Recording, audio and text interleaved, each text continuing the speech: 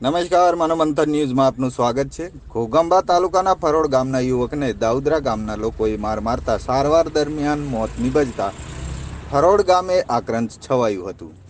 પ્રાપ્ત અહેવાલ મુજબ ફરોડના પ્રજ્ઞેશ ભાટિયાને માર મારી હાલ મરણ પામ્યો છે, જેની ફરિયાદ લેવામાં વિલંબ થતા ગ્રામજનો મૃતદેહને લઈ રાજગઢ પોલીસ મથકે આવી પહોંચ્યા હતા અને ફરોડ ગામમાં લોકોમાં રોષ પ્રકટ કર્યો હતો।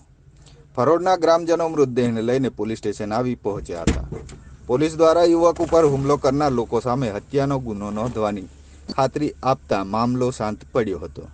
મોટા રાજકીય આગેવાનો આરોપીઓને બચાવવા ધમપછાડા કરતા હોવાની ચર્ચાએ જોર પકડ્યું હતું, જેમાં લોકોનો રોષ